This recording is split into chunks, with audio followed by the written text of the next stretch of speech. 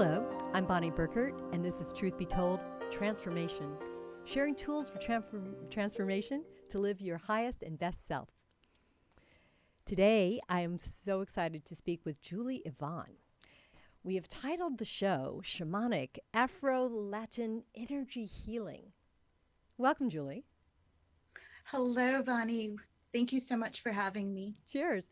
You know, you and I did a little warm-up call, and I'm like, Julie, there's so many things we could talk about here. Where to begin?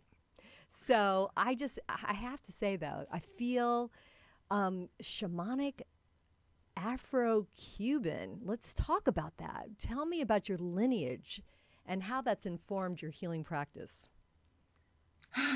Well, I'm going to say it started at the moment of my conception. My grandmother was Latin. She was from Mexico, and she was very much of a healer herself. So a lot of my teachings, a lot of me being born an intuitive and empath, I came by it righteously from both my mom and my dad's side. And both of my parents themselves were intuitives and worked in the medical field as well. I've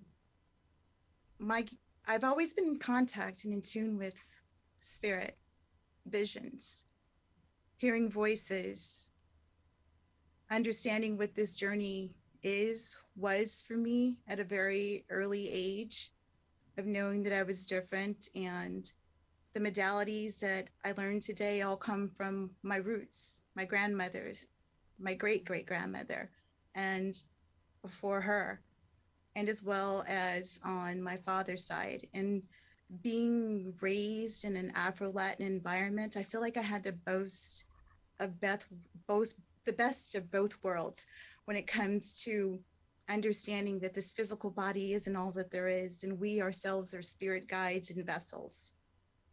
And so it was more of learning about earth elements, herbs, candles, limpias, spiritual cleansings.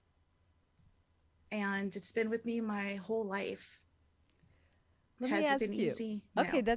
that's beautiful, and you're giving us some amazing specifics, which we'll talk more about. But let me Yes. ask you. So, what was it like? I mean, did your grandmother take you aside and say, you know, come, let's make herb tea together and talk to you and share with you? Was it an open conversation about it? Was she guiding you? Always, always. And the beautiful part about it is that I spent a lot of time with my grandmother. We didn't go to the doctor a lot. There was always some home remedy that she would use. When people were sick, she'd pray over them. She would do egg cleansings on them. Um, my brother growing up, he was an asthmatic. And this is probably my earliest memory, maybe about 3 years old. It's just running hands on him and feeling him and seeing him breathing again. So I knew then that I was different. And so over the years, these gifts were honored by the teachings of my grandmother, from herbal teas, your own homemade cough syrup, plant medicine, your own, any elixir. She had a remedy for everything. And even candles. I do a lot of candle service for clients with dress candles for different petitions that they have. So everything that I do definitely comes from the teachings of my own mother, my grandmother, and from my father too. And then the messages, I guess, that were channeled for me, being an old soul and probably being this person for every lifetime that I've lived. I want to ask you. I'm going to stay with your childhood a little bit more, and so tell me what maybe you learned from your father, because perhaps different. I mean, in different traditions. What would be an example of something that helped him share with you to open you up and understand information from the divine masculine? The information that I received from a very young age from learning from my father was more about dealing with shadow, Ah, understanding that there is a lighter energy, there's a darker energy, but it's how we fuse those two together. And both of them were a gift to us. Learning from the divine masculine when it comes to this energy healing was more of my African hoodoo roots of using candles, prayer, anointing oils, true life stories about what this journey is about, being someone that is on a higher spectrum of understanding that this isn't the only life that we live. Well, no, So that's even in incredible. the afterlife, he's still a great teacher to me. Yay. Well, no, and it's beautiful to hear. Now, where were you living at the time? Where are you from? I am a San Gabriel girl, so I grew up in Altadena, California, Okay, so you're from out and here. Yeah. No, it's just so I'm a interesting. local girl. I've always moved away, but I always come back to Los Angeles. It always calls me home. Yeah, I mean, I just did an interview talking with somebody who's from the Midwest and more traditional religious upbringing, and how she felt that she had to keep her psychic abilities secret. So, right? So, I mean, it's very interesting to look at different paths people had, and how it ultimately blossomed for her when she got to college. But it sounds like for you, I mean, hearing the story about how you just really naturally wanted to heal your brother, and the right, and just finding, because now you're a Reiki master, right? So I am a it Reiki master teacher as well, yes. so you were practicing Reiki on your brother just intuitively, right? Yes, yes. So I always say I was doing Reiki before I could even spell the word Right? or knew what it was. But coming up, it's so funny that you should mention that, because I just had this conversation with someone where growing up with an Afro-Latin mother that was raised very deep in Catholicism, and a Southern Baptist father, Mm. and both of these people come together with their gifts, and growing up in the church. And I myself am ordained as a minister, but it's part of what I do and the work that I do. There's a lot of Bible verses when it comes to doing the work that I do, rituals. Yeah. I love that you mentioned that. I know in your bio I read something to that effect, that it doesn't have to be about a delineation between spirituality and religion. Not at No, all. And so I really want all of our listeners to know that. And as you were describing candles and oils, think about it. And certainly Catholic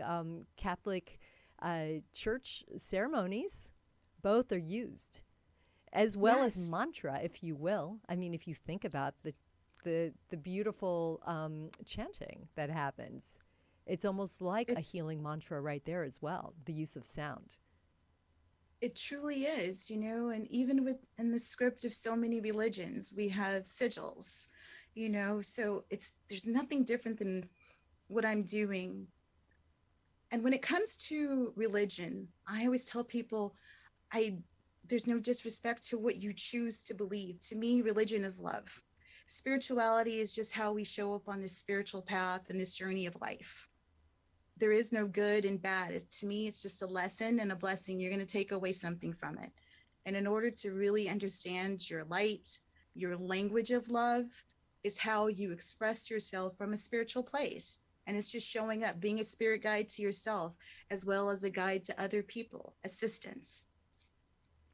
Yeah, indeed. That's great. Thank you. And we all need that. So we all need people like you to help us through more than ever these days. But no, it's great, and that's why we're very blessed to have a show like this, that we can certainly invite people on to explore the different possibilities.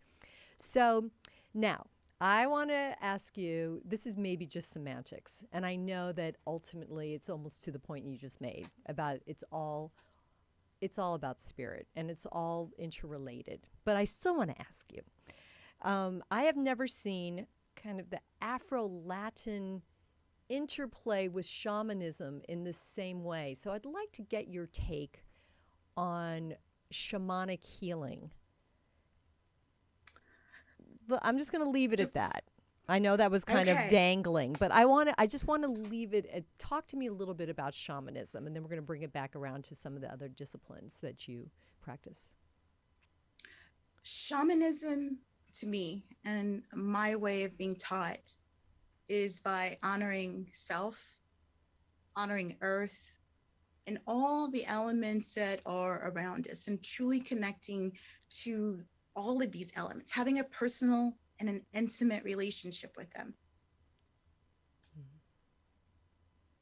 It is shedding ego and trusting the forces within by using sound, whether it be your voice or a spiritual tool that helps to raise the vibration and the frequency, know where to go. It's using sacred smoke. It is honoring ourselves, ancestors, the spirit animals that we're working with because of the totem, the elements of how they show up along our paths as we have spirit animals. And mine happens to be a jaguar. It's about understanding what this journey of life is. It's that we're born, we know what our purpose is, honoring it, not helping people, but assisting people to raise their vibration to a higher octave of love for self first. It's being open to just fly, connecting with the energy of air. It's first love yourself. It's seeing the mirror that's in front of you, that you are a reflection. It is listening to the outer realms outside of the left brain and right brain, and truly seeing with the left and the right eye through your third eye, trusting your instincts, knowing where to assist people, and accepting the responsibility of being a conduit. Shamanism comes in many different forms, from Asian culture, African, Latin, European.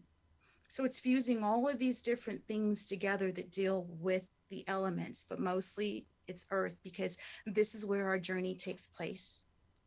And if you're on that level of understanding the spirit's journey, honoring this life that has been gifted to you, knowing what your purpose is and your meaning, and knowing that you're here to be of service to people, it's helping them to remember what the soul's journey is, as spirit speaks through our souls, through spirit animals, through fire, through water, through all the elements, but more so connecting with spirit and seeing the reflection of yourself in a person that you're assisting along this journey. It's no fear, because you're trusting what your inner knowing is speaking to you. It is being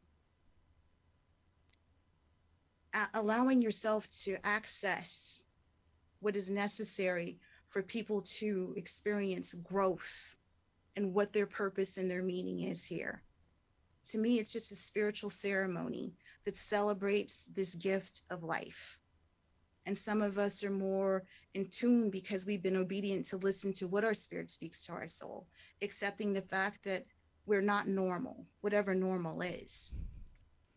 Being of shamanic faith is having faith in thyself, faith in thy abilities, and allowing for yourself to truly be a mirror and a reflection for people, and vice versa. And it is not being afraid of the shadow side, the darker side. It's what you want to bring that dark into the light. And that's what most people are afraid of. It's like having the skeleton key. And each door that you open for self, you're allowing yourself to invite someone else in for the same journey, to experience peace, to understand that there's always a different path that we can take on this life journey. It's a gift, it's a blessing, it's a curse, but it's one of the most profound healing techniques, because you really get to assist people in understanding why they're experiencing the certain journey, past lives, soul retrieval, understanding when they have these synchronicities that keep taking place in their life, or even through dreams. Each of us is gifted in so many different modalities when it comes to shamanism. Clairvoyant, telepathy, because you're connecting with so many different elements that we work with every day, but we take those things for granted. I hope that I answered that the best way that I could. It's Oh, just Julie, I mean, it's understanding. absolutely beautiful. I want to write out the transcript of that just because it's just, I think it's something to reference in so many different ways. Thank you. I love that. And it's really has, there's some awakening for me in that. Mm, So thank you. And I think one of the points that I wanted to get to was what one of the things you said is that there are shamanic traditions from all cultures all over the world. yes. So let's bring it back around to some specifics in your Afro-Latin lineage. And there's some that I've had, I'm curious about and I've read a little bit about, but I invite you to share some details. So you mentioned limpias, which means to Yes. clean. So why don't you tell us a little bit about what that is? And this is this something that you perform for people? Yes, it Okay. is. It is one of my highest rated sessions, especially coming into the new year or just doing a huge release. Um, Olympia is an egg cleansing, the regular egg with water, with prayer, with holy water, rainwater, ocean water, whatever kind of water that you want to use, and how that water will assist you on doing an egg reading after you've cleansed someone. So with the traditional Olympias, like you cleanse the egg. I like to use two eggs. I like to use a brown egg and a white egg. That's the way that I was taught. The white egg represents our purity, our light, where the brown egg represents where we need to be more connected to our earth star, which is being really grounded. So it's cleansing the body. I like to start from the soles of the feet to the belly button. That's where we first had our connection to someone when we entered into this world. This is where most of us hold a lot of stress or traumas in our bodies. And so then I use the white egg all the way from the belly button all the way to the crown, which opens us up to more of a ethereal, tuning ourselves more to spirit, releasing a lot of old information or trauma that we've experienced in our bodies. We've heard of evil eyes, or hexes or curses. So it just removes any type of lower vibrational energy that's trapped in the body, illnesses, sickness, just anxieties. And after we've run the egg all over the body, you have a clear vessel of water, and then you crack the egg into it. And depending on what you see, you can get a reading for whomever you're working with. If there's bubbles in the water, that means that there's a lot of things that have been released. There's sometimes blood in the yolk. So there's all these different things. And salt helps to remove just any vibrational energy that's attached to the cord of the yolk. And then it's just disposed of. But it's a quick fix when you're feeling just low or just icky and energy, very thick energy around you, very dense energy, and it just gives you this just overall, just an instant cleanse. And it's a purification, not just of this physical body, but also the spiritual body, the emotional body, the the lower vibrations that are attached to us. So you're just clearing everything on every part of your being, and it attunes you to your higher self, more alignment within. So that's one of the things that we do. And we can do the same thing also with herbs. There's special medicinal herbs that we can use that work as protection, that work as cleansers, like ruta, eucalyptus, dill, dandelion, How are they used? cilantro. How are they used, Julie? What you do is you wrap all your herbs together, or you can hold them in your hand, Mm-hmm. and you pray over them. A lot of people use like white rum on them or Florida water just to cleanse it. And then you just run it over people. And you can use sacred smoke along with it as well, just cleansing from the soul star to the earth star, all over their bodies, and then you have them step on it. So that way that it's almost like it's a release, Wow. so it's dealing with more of the element of a deeper emotion. So the same way that we sweep and we do smudging with fans, you work the same way with the herbs as you're cleansing people.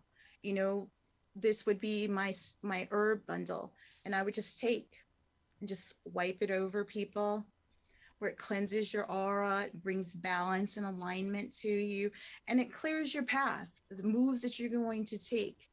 And it's even great for a lot of people that suffer from depression, anxiety, um, those that struggle with mental issues, postpartum, going through menopause, anything that you can think of. These type of spiritual cleansings work.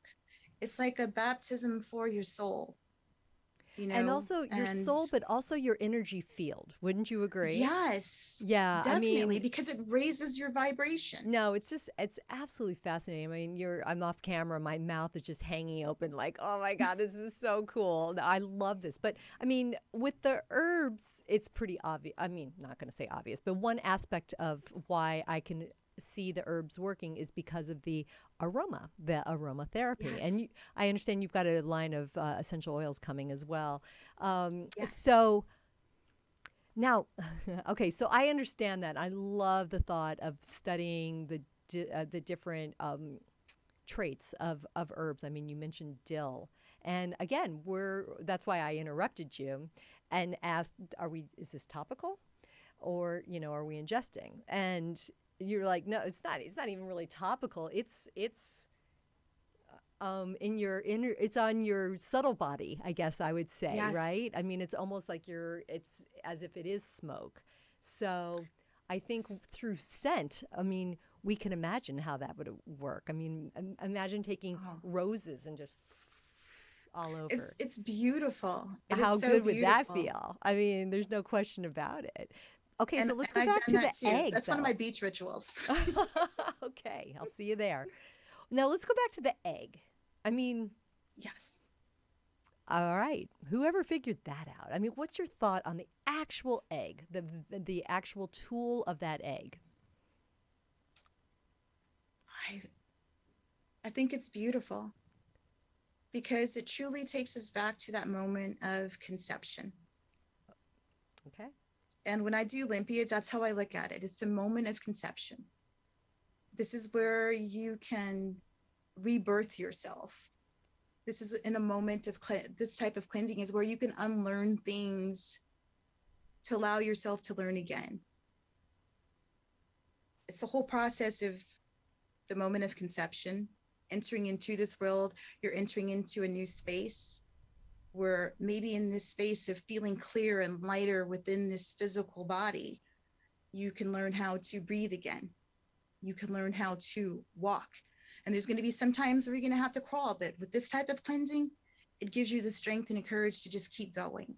And this is something that you can do for yourself at home whenever you're feeling a lower vibrational energy, or you just need to pick me up. It's a perfect time around a full moon. Mercury retrograde's a perfect time to do one of these cleansings too, or when we've experienced any grief or trauma in our lives. To me, it's a fresh start. It's rebirthing yourself in that moment, cracking open whatever it is that's been stuck into the belly of this shadow beast that we deal with sometimes, just our emotions. When you crack it open, it's almost like you're giving yourself permission to move ahead, letting go of so many things that you've been holding on to.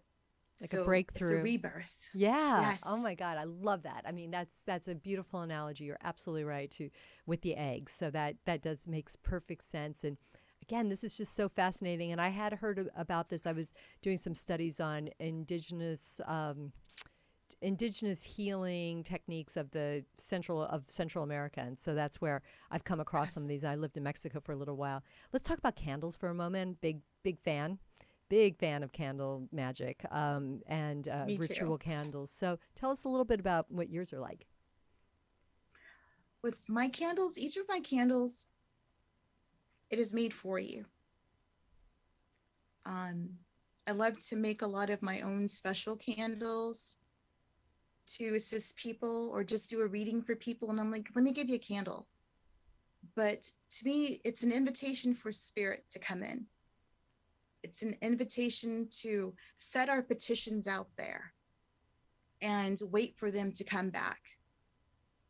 It's a great way of divination to actually do fire readings. There's so many images that I see in the flames. My candles talk to me. They talk to my clients.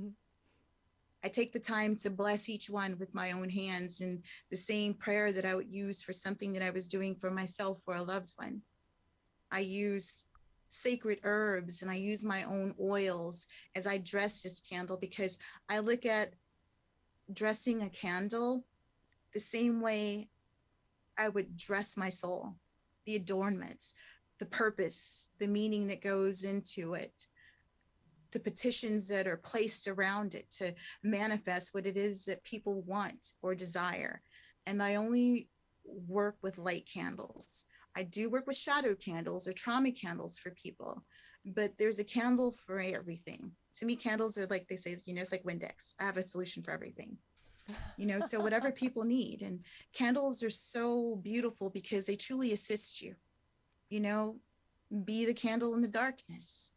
Yes. And I tell people, and there's so much respect that you have for your candles. I can personally, I have to say this, you never want to blow out a candle, when you're doing ritual work, because it's like blowing away what you want. Snuff your candle out and close it out with prayer the same way that you opened it with prayer. So when you're not able to tend to it, at least that intention is still fused in it. Very good advice. Because I've wondered about that.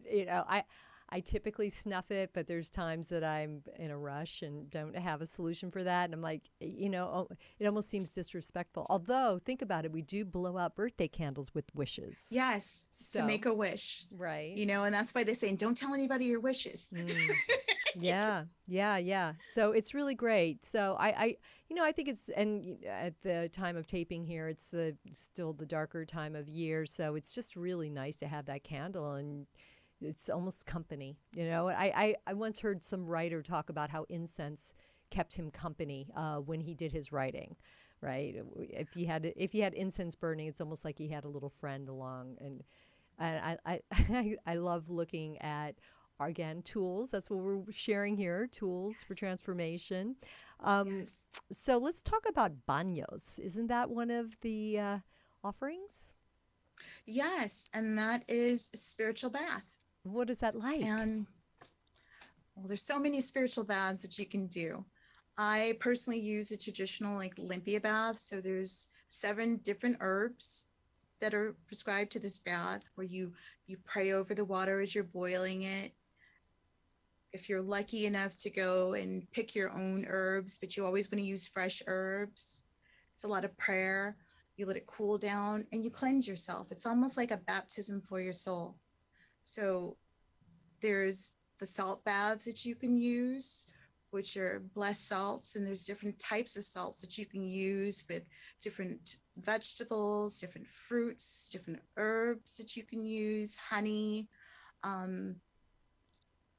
But the limpia baths to me are the most important, and you can do a 1-day bath or you can do it in the shower. Either one, it works the same way.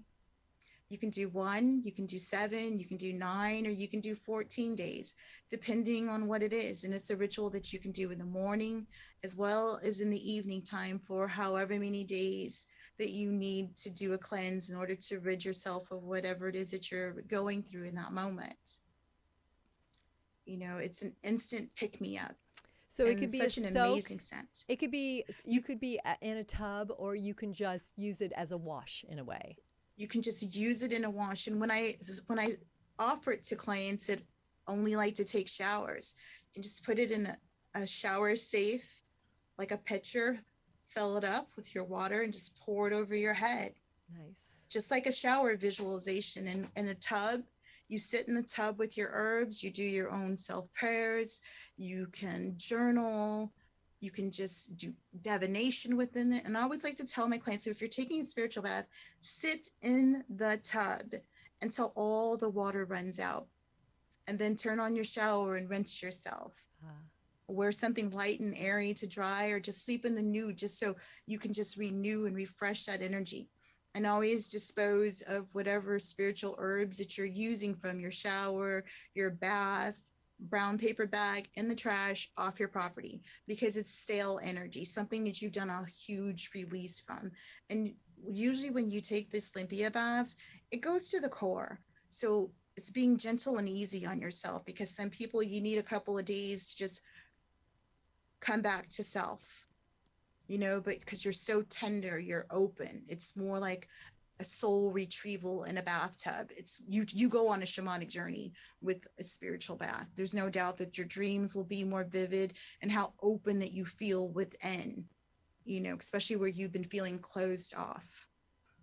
Oh, that sounds so good. I mean, I just I love bats. This is very obvious, Julie, but I'm stating it out loud here. We're working with the different elements. I mean, we've got, Yes. right? We've got water, that's the banyo. And then we've got the smoke air with smoke, Yes. different incense. Hmm. Would the egg be like earth in a way? I don't know. I'm just feel like Definitely. Definitely. yeah. And honestly, I would say an egg is more, to me, it's more earth, more of an earth element. But you're also bringing that balance to, the water, because water is very important as well when you do an egg limpia, because Uh, that's where you release it. okay. So it's dealing with this fire element, it's dealing with earth because of the salt, as well as the egg, water. So you're dealing with these two elements. And so whatever's been kind of like muddy in your life, these two elements together will definitely fuse it together. Yeah. Yeah, that's really So great. it's, Okay, so what else do we have? So we talked about air, we talked about water, we talked about fire with the yes, candles. yes. What am I We've missing? talked about spirit. Right. So the We've ether. talked, yes, you know, but if we could, just going back to this place of religion. Okay.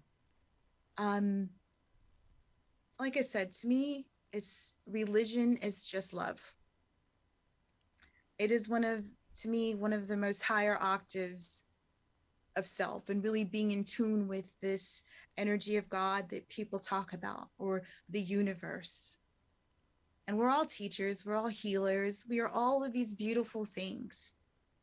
And this is a time that all of these elements fused together is what we need to really drive our spirits home to a place of just peace, and it's been an honor to just sit here and talk about some of the things that are passionate to me and that are a huge part of my life. It is my life. And it's just a beautiful style that complements this journey for me. And I get to share it with other people. Well, no, we're so lucky. I mean, you're, oh, I forgot one of the tools I wanted to ask you about. And this also falls under Yes. earth. We're lucky to have you. So, no, thank you. I want to know about bone divination. Oh, I love it. I mean, I kind of know what it is, but I'd love to hear a little bit about your experience with it. So, It's again, so earth. funny because I always have them with me. Well, So, with bone divination, it's one of the most beautiful tools, which it goes back to me.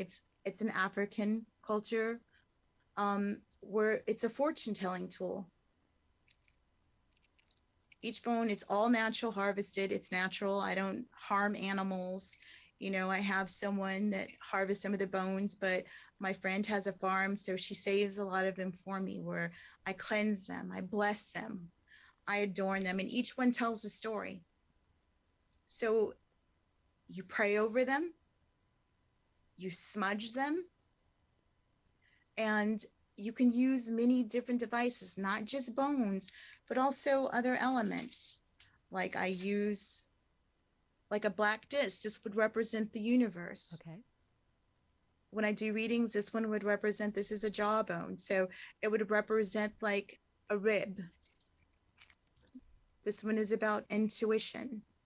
So the way that you cast them out and the way that they fall, It's basically the map along this journey for whomever you're reading for in that moment.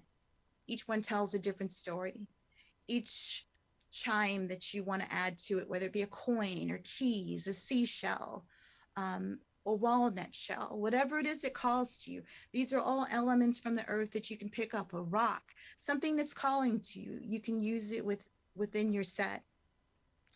Make sure that you have a beautiful cloth in front of you to represent the reading that's going to be told. It in itself is a ceremony. It's reading for somebody. And readings, when you do the bone readings, it goes to the structure. It's what holds everything up. Major moves, things to be aware of, things to pay more attention to. It's basically going to who you are, all the way down to the marrow. What is your DNA? And along with it, you can use tarot.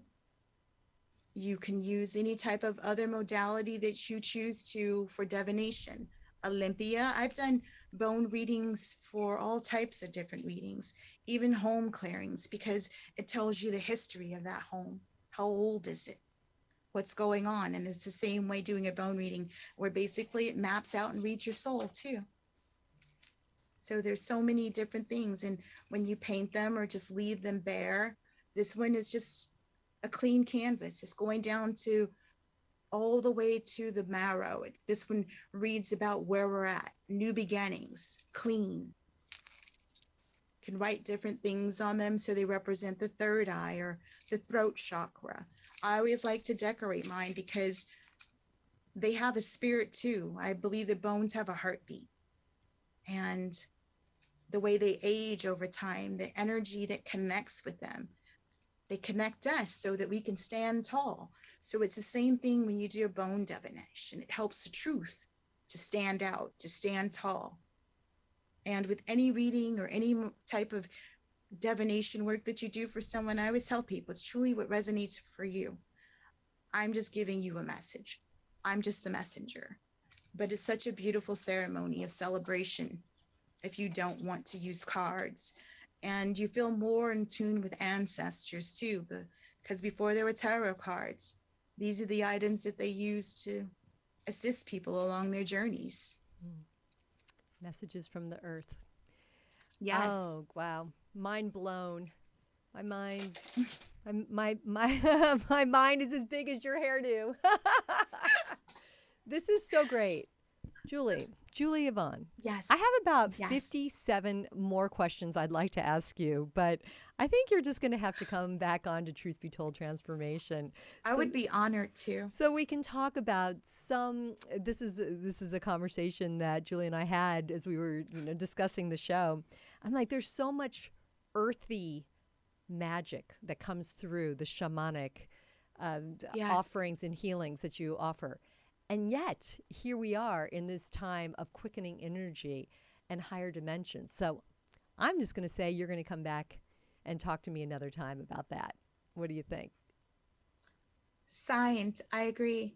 I look forward to That'd be it. great. It would be an honor to hold space with you again. Thank you. You have shared some really, really fascinating, profound tools. You are clearly masterful and blessed, and we're so grateful to have you here talking to us, Julie Evonne. And I hope everybody has a chance to sign up for your newsletter, check out your website, and find Julie sometime. So thank you again for joining us today. I appreciate you so much. Thank you for this opportunity. Blessings to you. Blessings to you. Thanks again, Julie.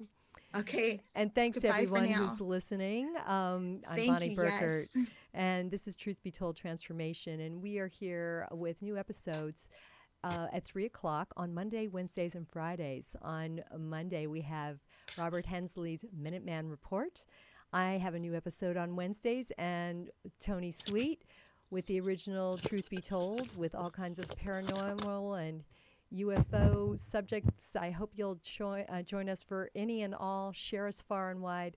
Thanks for listening. Be well, take good care, and stay tuned.